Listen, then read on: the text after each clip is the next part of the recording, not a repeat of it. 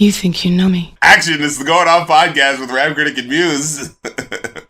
Oh man, what's going on with you, bro? I mean, I'm okay. I don't know how you're so, I don't know what, jovial over there. Jovial?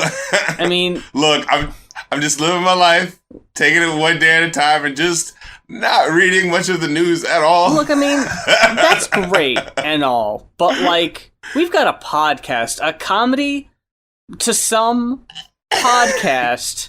I don't know if you're just turning a blind eye, you're whistling past that graveyard, but have you heard that comedy is under attack? Oh no! It's the war on comedy, Darren! I'm just as worried about being canceled as the next guy, so no jokes. If we say anything this episode that makes you laugh in any way, I just want you to know that it was an accident. It was a fluke, and we'll try better next time to not be funny, because in this day, in this climate, you cannot be funny without getting your show canceled. So I mean, come on, look at your man, the guy who's smashing pumpkins or fucking watermelons and some shit. Dude, I'm pretty sure someone's trying to censor him, right? If you got your hat on backwards, you need to pull your pants up. Gallagher, in the autumn, he no longer smashed watermelons. He smashed pumpkins instead. I think he might still have the longevity. He might be relevant today. But while we're talking about people who may or may not be relevant, per se, your girl Lizzo, who we've reviewed on the show, we've talked about a few times now. As of right now, she is celebrating her 5th consecutive week at the top of the Billboard Hot 100 with Truth Hurts, on her way to breaking the record of longest running rap single by a female artist. She already broke the record for female solo artist, which I think might have been Bodak Yellow. And now she's well on her way to the record that is currently held by Iggy Azalea featuring Charlie XCX with Fancy from, 2012? We're seeing history unfold. Right in front of our very eyes. So Lizzo took to Twitter, as one does, to celebrate, and tweeted, "Y'all, if we keep this up for 2 more weeks, Truth Hurts could be the longest female rap #1 of all time. Right now it's Fancy. Can we do it?" Then retweeted it by saying, "Fancy is a bop, and my homie Charlie XCX is a genius on it. Stream Charlie, her new album, now." Lizzo has a personal investment in this, as she is featured on the album on a great track, Blame It On My Love.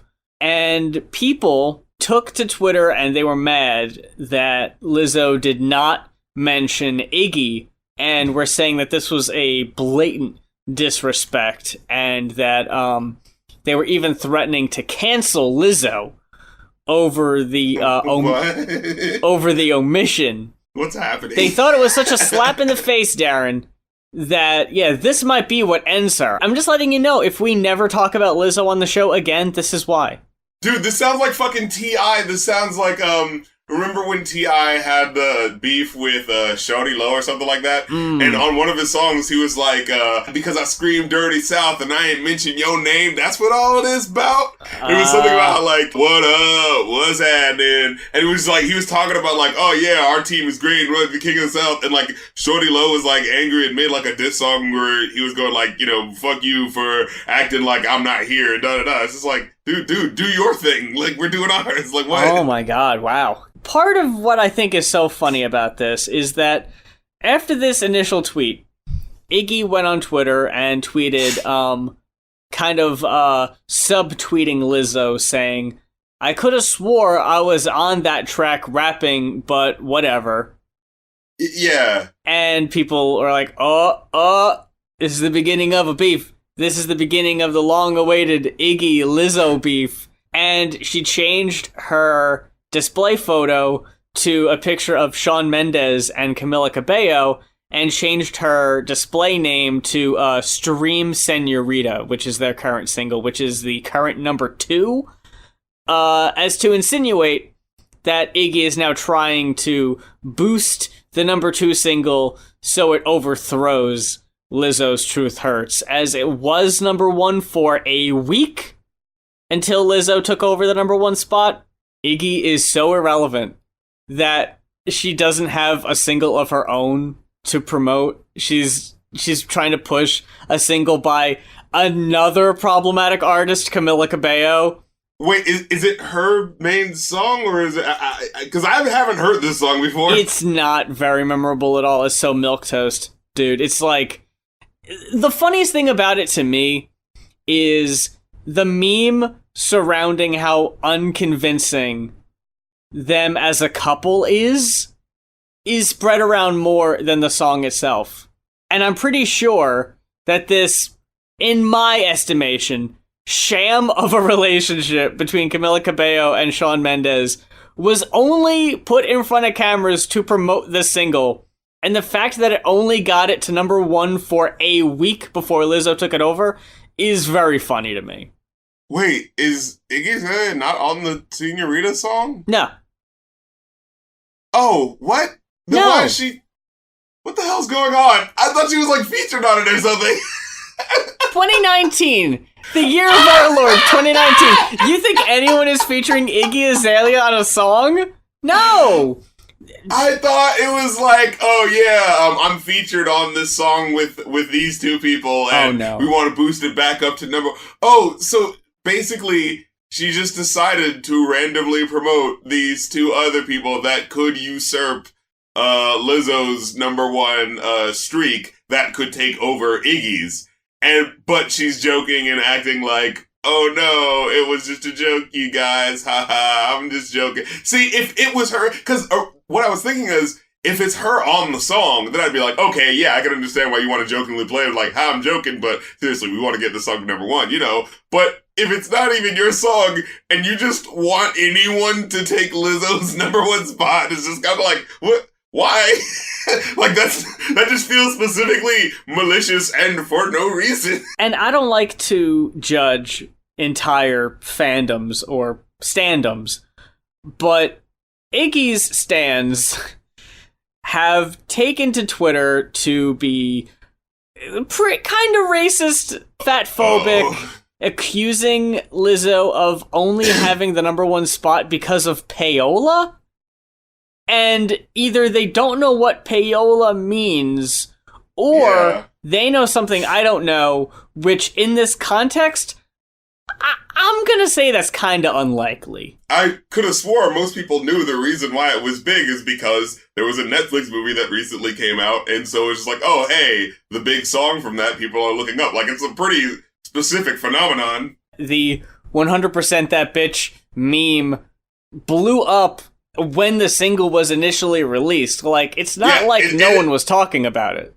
It's not like fucking One More Night by Maroon 5, where it's just like, why is this song more popular than Gangnam Style? No one's talking about it like that, you know? Yeah, I've always wondered that. I always thought that was kind of suspect. Something a little fishy. If you're trying to accomplish a common goal, you gotta get organized. Because right now, I'm seeing people say, stream Señorita, because it's the number 2 single. Then they're saying, stream Fancy, because that's the old record holder. And then others are even further still saying, stream Iggy's new album. And it's like, whole album? That ain't gonna fucking work, dude. What are you trying to do? You're trying to dethrone Lizzo from number 1. I get it. But if you're trying to tell people to stream 3 different things, you gotta get on the same page. But I find it hilarious that people are going all the way back to, 2013, saying, stream Fancy! Because she hasn't come out with anything as popular since. I don't want people to forget, because I haven't seen anyone bring this up, but I find it hilarious, that a few years ago, she came out with a song, I think it was just called Twerk, trying to capitalize I think I remember that, yeah. on an already existing, very popular thing, just trying to ride those coattails, and tried to have an open twerk challenge, and it was like, hey everybody, twerk to my song and post it with the hashtag. And the only person of note I saw do it was possibly the only more pathetic pop star. Yeah, it was one of her pop star friends, right? Compared to Iggy Azalea, BB Rexa, who... Yeah, that's what who the only thing I remember BB Rexa doing... Again, she's had some popular songs with other people, but I remember an article that she was at a red carpet event for a RuPaul's Drag Race premiere, and she was complaining that no one recognized her or knew who she was. Aww. And this was like when her Florida Georgia Line song was like on the radio and getting fucking rotations and spins. That's sad. Oh no. She was like, why isn't anyone wanting to take pictures with me? Because it's a drag race red carpet for one. Yeah, first of all, ain't about you. No one's checking for you. Yeah, no one's specifically thinking, I hope I run into that girl who made the country hit song that's playing on the radio that I always want to turn the channel from. How about we talk about some albums? First, let's start with a Patreon request. Lizzie Gravel requested "Vicious" by Halestorm. Woo! And if there's an album that you would like to hear us talk about on the podcast, head on over to Ko-fi, that's ko-fi.com/goinoff, one-time $50 pledge or donation, and you can request an album to be talked about on the show. Halestorm Darren. This was the album I was talking about. Good Lord. What? What are you saying? Oh no! I knew it! I knew it was too good to be true! I tweeted a couple days ago, or just yesterday. No, it was yesterday because it was when I was listening to the album. That It's a very weird feeling to see that an album is universally loved. Because I was looking on Wikipedia. And I am a part of the universe. It was like 4 stars across the board. And just be sitting there like, okay, I mean, what? No! I'm gonna go ahead and preface it by saying this as a blanket statement. This is not a bad album.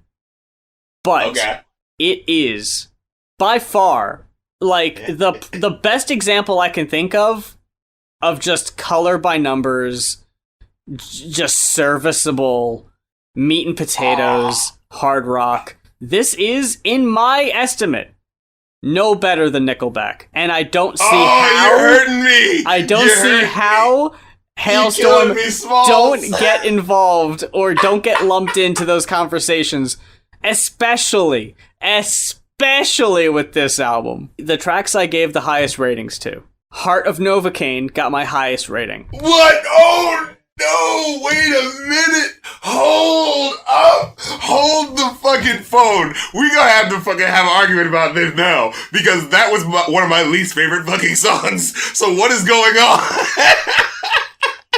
What I heard on this album were uninspired lyrics and just the most generic hard rock riffs this side of Nickelback. There was nothing impressive on this album. Even the one song where they actually decide to shred was like, oh, thanks. Thanks for finally shredding in the second half of the album for one fucking song. This album was so boring. Let me say something. I realize it's a little retro. Yeah, a little bit. How are people gonna talk about, what was it, Greta Van Fleet, but no one talks about Halestorm the same way? Come on, dude. I'm not gonna... Okay, so let me give you my perspective. Yes, thank you. I listened to the other album we are reviewing today first. Oh, so did I. Not to give away how I felt, but it wasn't great. Okay. And then I came to this, and it was like, I hadn't heard anything about this band. I didn't know anything about this band. It was just like, I put the 2 albums in a playlist, and I was like, oh, I'm just going to listen through to them. And I get to fucking Black Vultures, Uh-huh. and I didn't realize it wasn't JPEG anymore, so I was like, oh my god, whoa, what the fuck? This is a whole new energy. What in the world is going on? And then I was like, oh, this is oh shit, this is the fucking album. I don't know what the fuck they are, so like, I didn't know shit about this, so I was like, oh fuck, here we fucking go. I felt like I just got dropped onto a roller coaster. Like, I felt like I fucking woke up on a roller coaster, and it was like, oh, whoa, whoa, whoa. So, I gotta say, as someone who had the experience I had, maybe it was the juxtaposition. Because the other album's a lot more low-key, and I do remember feeling that when I went listen to it the second time around, the first track didn't hit me as hard just going into it cold. I do have to say, I did like the energy of the first track, and then I loved how it went right into Skulls, the second track. That fucking tasty-ass fucking bass line. Oh, I don't know. I was really... And you know what I think it is? I got a soft spot for the classics, right? I like my 80s joints, and I feel like we don't hear enough women rocking on the fucking mic, especially when it comes to, you know what I'm saying? So maybe that was like that thing. Just like it just grabbed me by the boo boo, you know? It was just like, oh shit, oh, okay. And then it's like she's just talking about, you know, being in a relationship with a woman, and she's just talking about like fucking chicks. And matter of fact, I'm specifically gonna say shit that's going to go against the grain and piss you off, because I'm trying to make you uncomfortable. Look, okay, here's my thing. I have just been listening to nu metal. When you're not really in a genre, you hear the big singles, but you don't really like get into the nitty gritty of their stuff. So I'm like, oh, you know what? What was all the ruckus? You know, why are people hating on it? And then, you know, I'm listening to it and I'm like, oh, no, I get why. But, you know, I think they had some good ideas, right? Like, there was some cool, like, oh, hey, blending these two genres in a way that hasn't really been, like, fused before. That's kind of cool. I just wish you could have, like, actually knew how to rap when you were doing it. Yeah. There's this song, Uncomfortable, which is like, oh yeah, it's so like, you know, going against the grain, and like, here's this chick is like, oh, I'm gonna, you know, fuck chicks and do all this shit that you don't want me to do specifically because I'm trying to piss you off.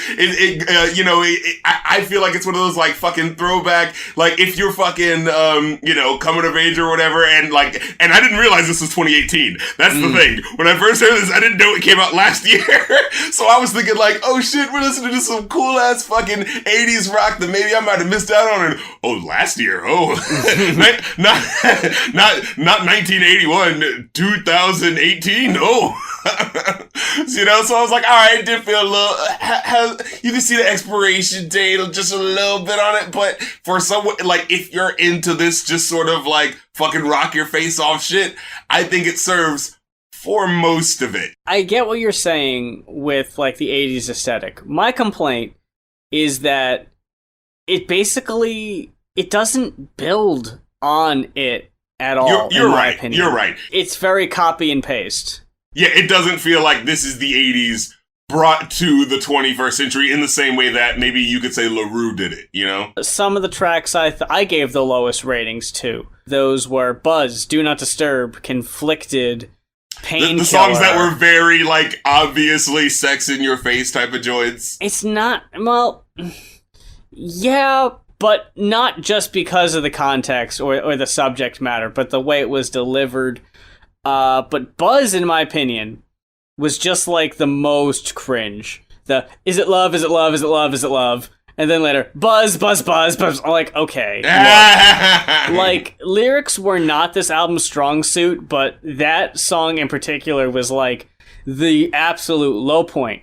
The reason I gave Heart of Novocaine the highest rating on the album is because that was the one point in the album where I was actually convinced that this was a style that I guess suit them. Like, the fact that Hale's strong vocals were a lot more impactful on a ballad like this, as opposed to some of the other songs where it almost sounds like she's being drowned out by the instruments, even though she's screaming her fucking lungs out. How, when you have a vocalist that strong, are they still, like, barely keeping their head above the instruments? Like, that drove me crazy, for one. See, I disagree concerning the Heart of Novocaine track on the grounds that I like the high energy. Okay. Fuck yeah, let's go butt rock to the extreme. I enjoy it when it's just going all the way and just enjoying it for what it is. When it veers into the 80s love ballad joints is when I kind of fall off. Because, like Heart of Novocaine, it feels like too much cheese. And it just reminds me of why I don't actually like listening to a lot of those super, hair metal, but I love you babe type of songs. You know what I mean? Sure. Heart of Novocaine and Vicious. Ugh, hated Vicious. Oh my god.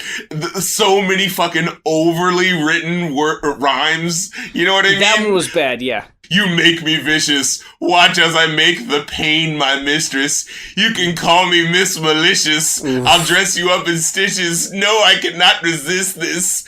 If it don't hurt, I get suspicious. Yeah, my love is sacrilegious. This violence is delicious. And there is just something about, like, as I'm reading it, it doesn't sound that bad, but it's like, man, when you hear her say it, it's overwrought with the delivery of it, which feels like it's trying to impress you. Going to Painkiller.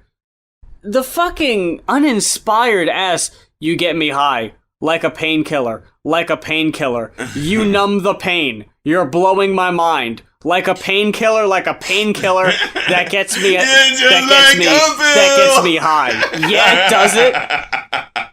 For the most part, for the first half of the album, I was on board and enjoyed the over the top, you could say Nickelback level, I like the way you smack my ass type of fucking puddle of mud. Yeah. Smack my ass. I love that that's the line you fucking go with, by the way. Okay, see, I thought that line was more prominent in that song, because, like, I hadn't, again, I was going through nu metal and all the adjacent shit, and I was like, I remember it being, like, a particularly embarrassing lyric of just, like, this guy's trying so hard to sound sexy. I like the way you smack my ass. But then when I listened to it, it was actually like not as prominent as I remembered it, and I was like, alright, well, like, I felt like I'd wasted my time, because I was like, I thought that was like the hook, Like, when you listen to a song just of how stupid and over the top it is. You thought the song was called The Way You Smack My Ass. Meanwhile, it's just a throwaway line that he's probably embarrassed to even repeat. But he has to do it every night because it's one of their 3 big hits. What was the Nickelback sex song where it's like, I like your freckles when you take down your pants or something like that? You look sexier with something in your mouth? Was that the one? You gotta be fucking kidding me! That can't be the... Hold on. I think it might actually be called Something in Your Mouth. Hold on, I need to verify this. Gotta meet the hottie with the $1 million body. They say it's over budget, but you'd pay her just to touch it. Needs to hit the big screen and shoot a little love scene. If Hollywood had called her, she'd be gone before you holler. You're ripping up the dance floor, honey. You naughty woman. You shake your ass around for everyone. You're such a mover. I love the way you dance with anybody. The way you swing. And tease them all by sucking on your thumb. You're so much cooler when you never pull it out, 'cause you look so much cuter with something in your mouth. The name of the song is, in fact, Something in Your Mouth. I honestly thought you had, like, mistaken it. Like, there's no way that's the name of the song.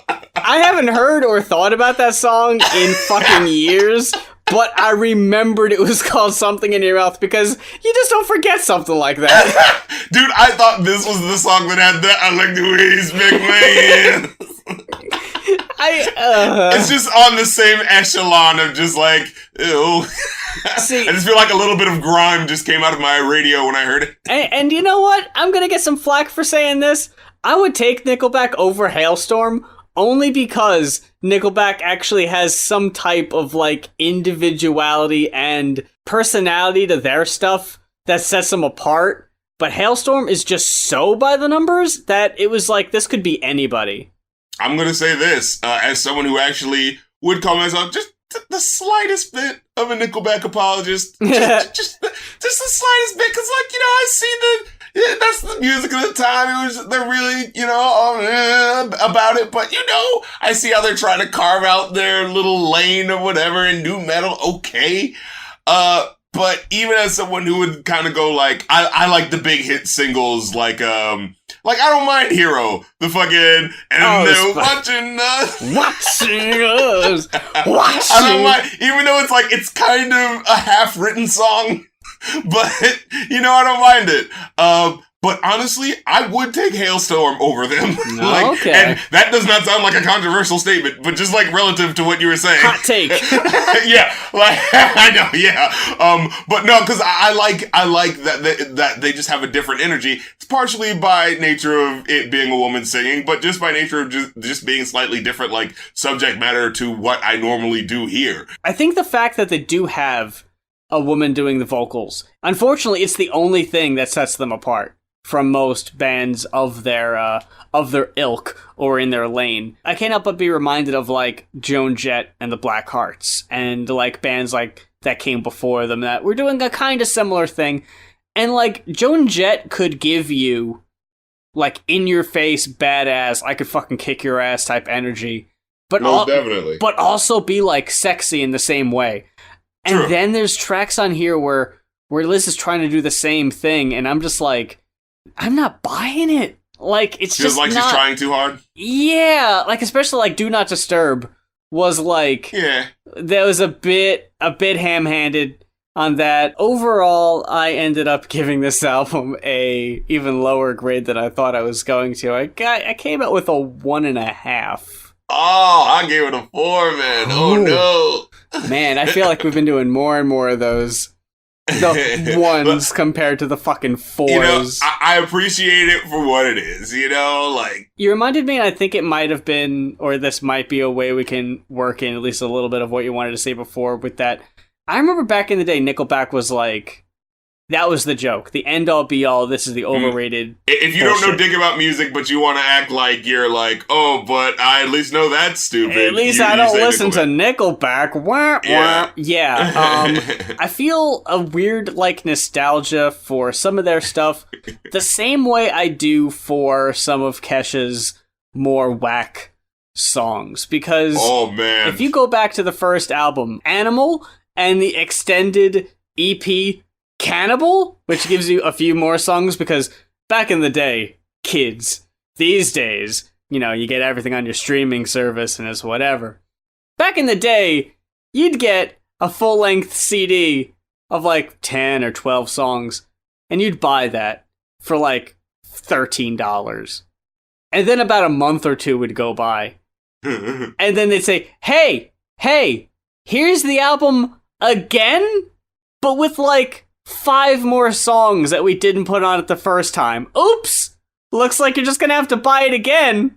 And one of them is the song that recently became a hit, so now you kind of want to get it again. It's the biggest hit, dude. It's bigger than any song on the original album. You'd be a fool to not buy this one. So you got Kesha did it with Cannibal. You got Lady Gaga did it with The Fame, and then The Fame Monster. One. And The Fame Monster has all the hits on it.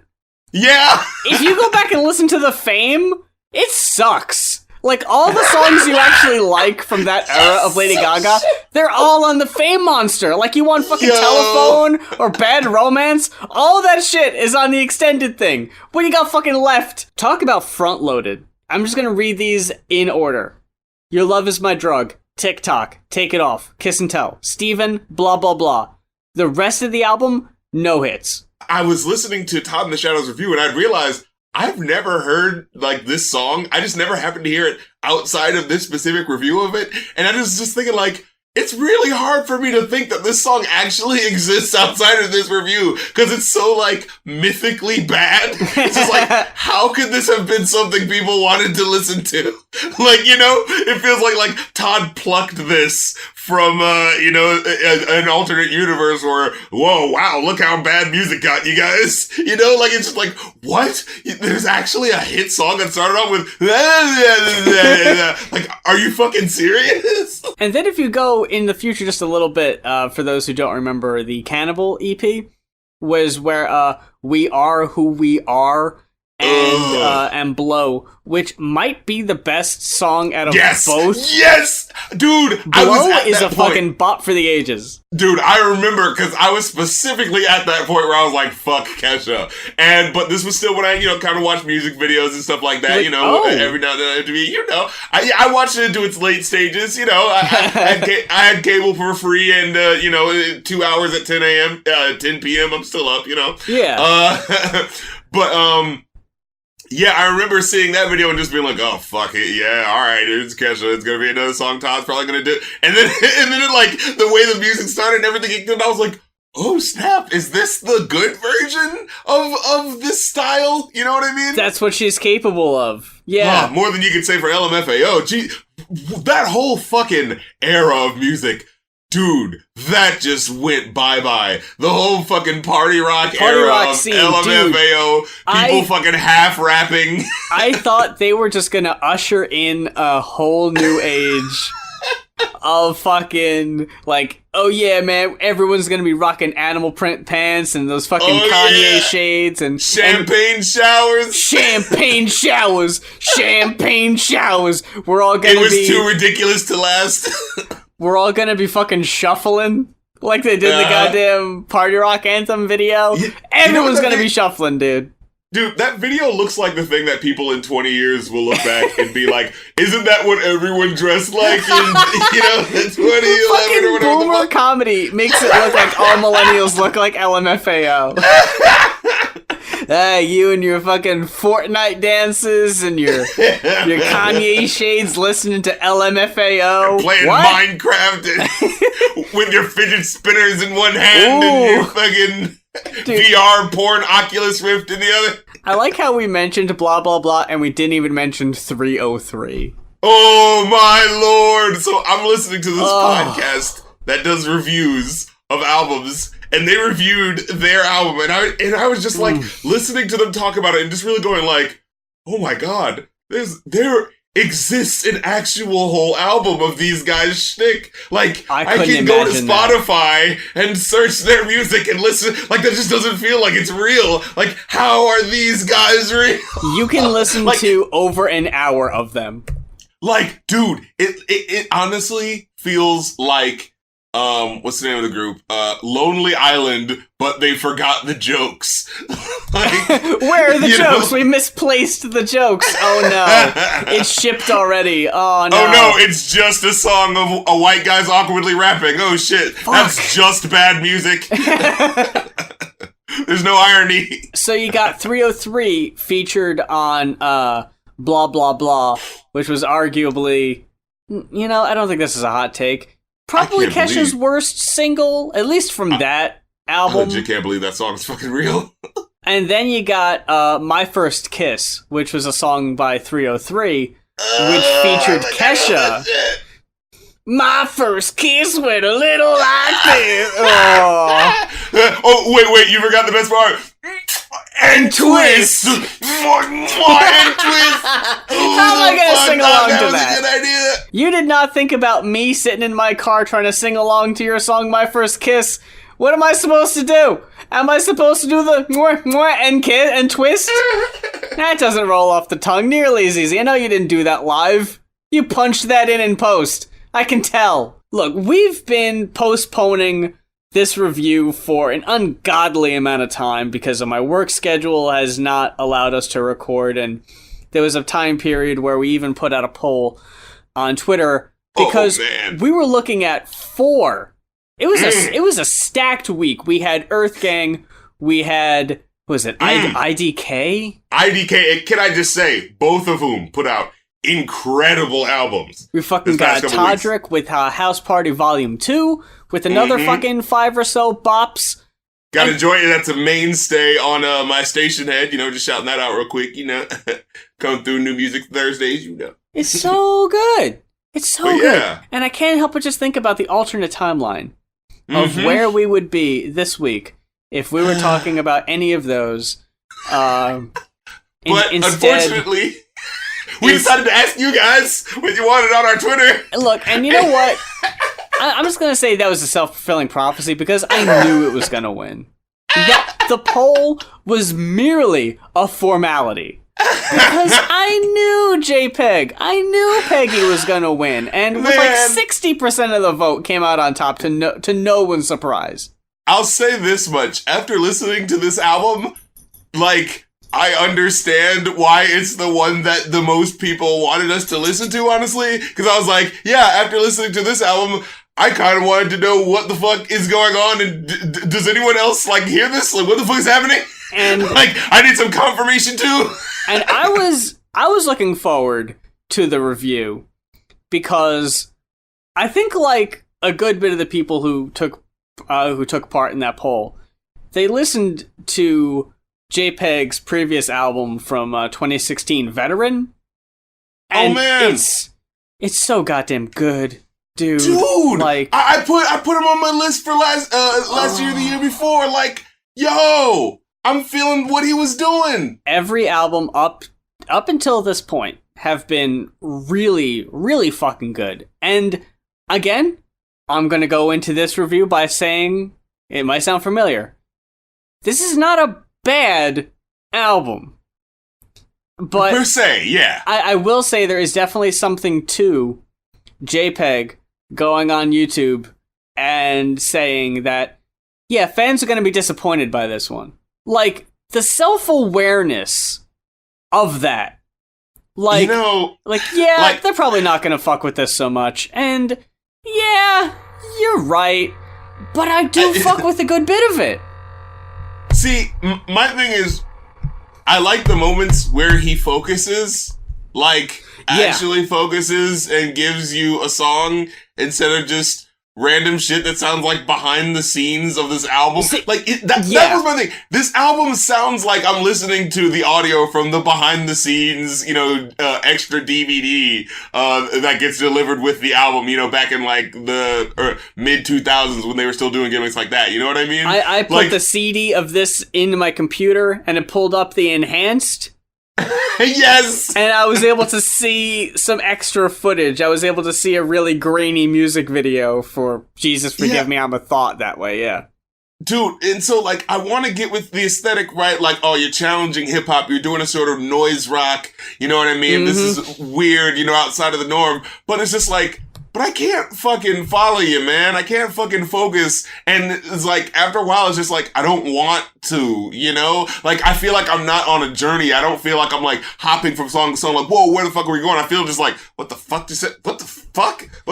Why won't you let me enjoy this for a second? And it's like, there's little moments where I'm like, oh, that was kind of cool. And then you just stop it. And it's just like, what? It just feels like self-sabotage. And it doesn't feel like it's to an end, because the lyrics, like, for the most part, yeah, he says some shit about, like, oh, alt-right, incels, we're gonna fuck them up. And it's a very online album in a detrimental way, where there are points where it's just going like, ooh, you fucking say what you said on Twitter right now. Say it right now. I'm just like, what the fuck? Do you think this is cool? This sounds like the fucking song version of his fucking Twitter feed where he's just trolling with people. And it's like, ooh, I didn't give you a real album because I'm fucking with you. Like, there's constant clicks that happen that specifically interrupt the song. And it sounds like the points where, like, again, yeah, that was my point, saying that this sounds like the behind the scenes album. Because, like, there's parts where you just hear, like, clicking and shit where it just sounds like, oh yeah, whoa, we gotta save that part. Oh yeah, we gotta save that part. That was good. Oh, like, and there's different parts where, like, there's this girl on this album who sounds so, like, spaced out and and like way too easily impressed. Like, you know what I'm saying? It just feels like there's like this groupie that's just like, oh yeah, wow, when guys make songs about, like, colors, that's really challenging. Yeah, like there's one part where she goes like, he says something that's like not even that like important, and she just goes like, wow, yeah, that's interesting. Yeah. I was like, no the fuck it wasn't. That's the thing. When you're listening to an older JPEG album and you hear the fucking damn Peggy, it's almost always earned. Like, either the beat's dope, or he just fucking said something that, like, dude, I mean, there are a few lines on this album that get the same response, but, like, that fucking it's make not you go as like, consistent. ooh, wow, fuck. Like, Yeah, really like- not caring about who or, like, what is, like, might be too far. But again, not in a, oh, he's canceled kind of way. Because he knows how to do it. In fact, he has one or two lines where he's just like, this rap shit is so good, I want to get canceled, or something like that. Oh yeah, I can't wait to get canceled, or some shit like that. Just on a surface level, looking at the track listing, one can surmise that there's 3 tracks on the album that are just beats. And that, to me, makes it feel like it's unfinished.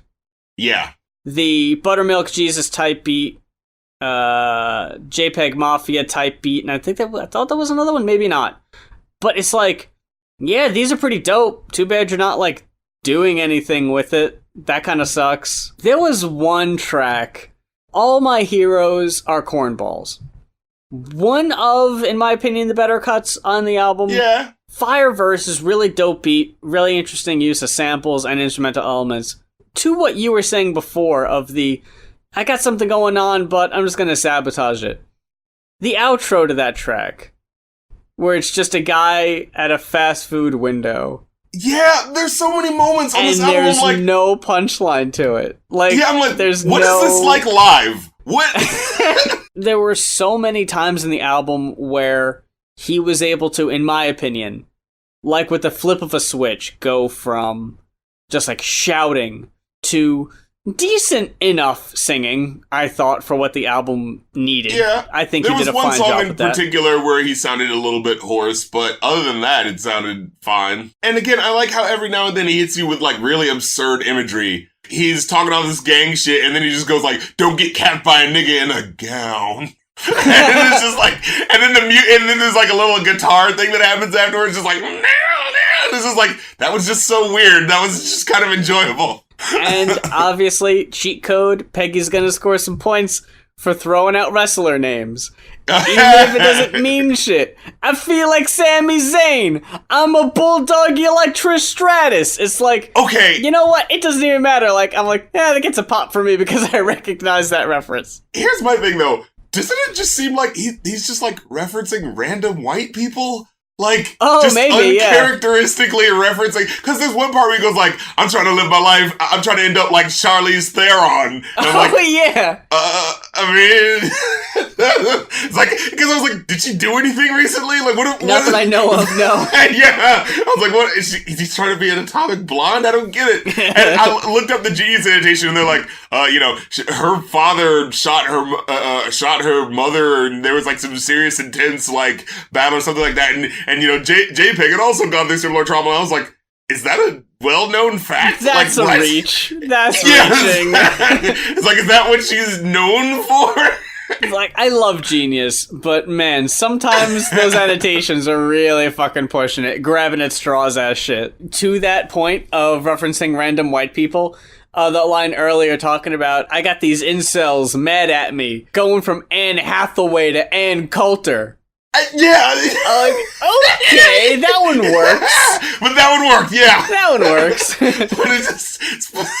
But you see what I mean? It's just like specifically white people. It just feels odd. Yeah, it feels like you just had a lot of ideas and you wanted them all on the album. And some of them you kind of had to force to get them in there because you couldn't really find a place for it. It's like, at the end of this song would be fine. With absolutely no transition or anything. It's just smacked on in the end there because it needs to make the album. I don't care how. Like, for example, the one track I gave the lowest rating to. Basic Bitch Tear Gas. Look, I don't need that. I don't need a kinda cover of No Scrubs, but... Oh my god, when halfway... Dude, what the fuck was that? There was just noise and nothing happening and just like random shit in the background. And so it's like almost halfway through the track, I'm just like, what's happening? And then all of a sudden, this really shitty, like it sounds like the beat's been like slightly slowed down, so it just sounds kind of like fucked up. So it's like... So it's just that, but he's not doing anything with it. It just sounds awkward and jarring and just like, why is he making it sound like that? But then he's singing really clean. No, I don't want no scrubs. And it's just like, what? Huh? How does this fit? We're doing this now? Yeah. I'd say in just about every regard, this is weaker than every other JPEG album up to this point.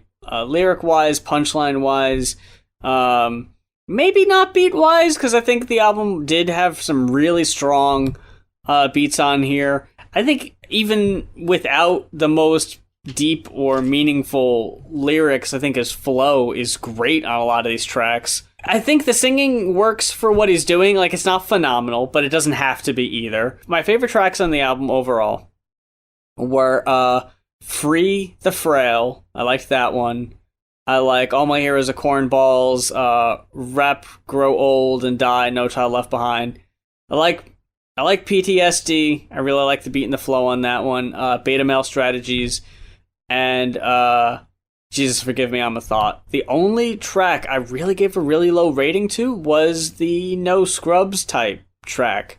Because any other track, I kind of just gave like a middle of the road type rating to. Like, I didn't think any of them were bad. You know, I feel like Keenan and Kel really set me up badly. The second song on the album called Keenan and Kel, where I'm like, okay. So you have Jesus Forgive Me, I'm a Thought. You're being really weird. Ooh, let's talk about Keenan and Kel. Awesome. No, it's just like a random pass-by reference. I wondered if, which, no, it's not, but there were two parts of the song. It was like split into two.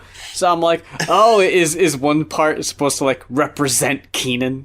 And you're giving him too much credit? I know. As I was writing that, I was like, no, shut up. The dichotomy of the young black man of the 90s. I was like, nah, that's totally not it. Yeah, ultimately, I'd give this a 1.5. Oh, wow. 5. Yeah, I ended up giving it a 3.5. And like I said, I think it was specifically hearing this awkwardness and then hearing the shot in the arm that was the first track on the first album we reviewed that just made a sharper contrast. That just made me enjoy that one better in the immediate wake of this one, you know? I see. Yeah. I would say don't have the experience I had where you find out that he made things saying that it was going to be a disappointment before you listen to the album, because at least that gives you like a, okay, at least I know this isn't gonna be what I'm used to. Because in my case, I just went in blind and I didn't realize that, so I was a bit like, huh, when I heard it. So maybe with a little bit of information going in, that makes it a better experience overall.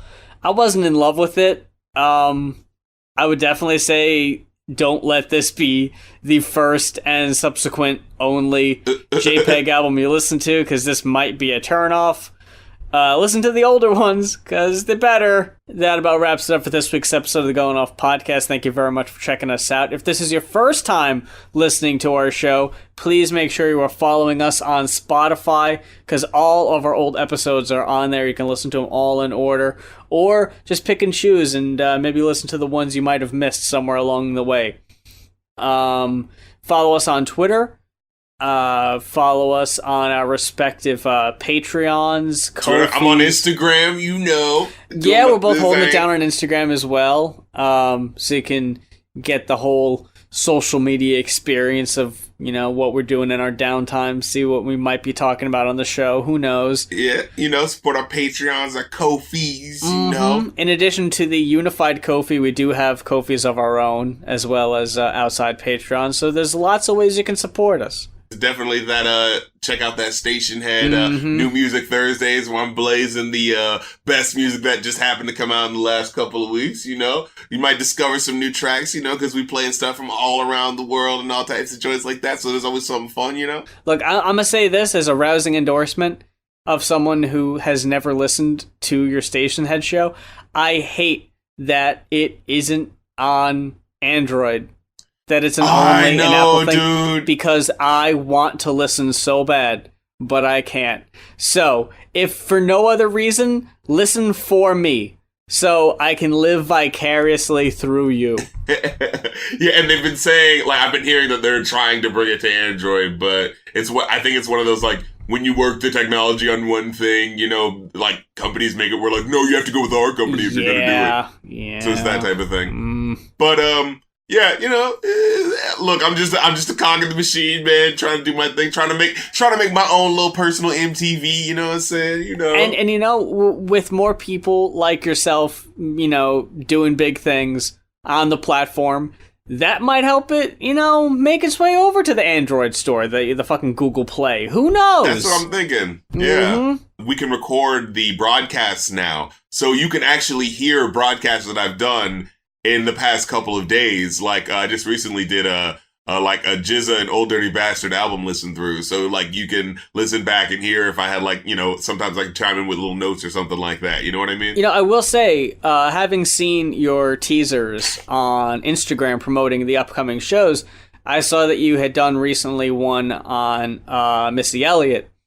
Mm-hmm. And I'd never really delved in to Missy Elliott's discography until I saw that, and that inspired me to kind of, do some deep digging. I love that. And I was like, oh shit, there's a fucking untapped well of some pretty dope joints on here.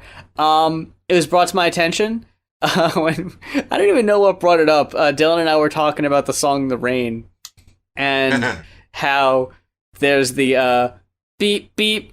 Who's got the keys to the Jeep? And Dylan was like, I hate the row. And I was like, hey, I'll have you know, there's another track on that album that doesn't mention Jeeps anywhere on it, but she still does the beep beep row for like no reason. Yeah, I think her thing was just onomatopoeias. That was like her style.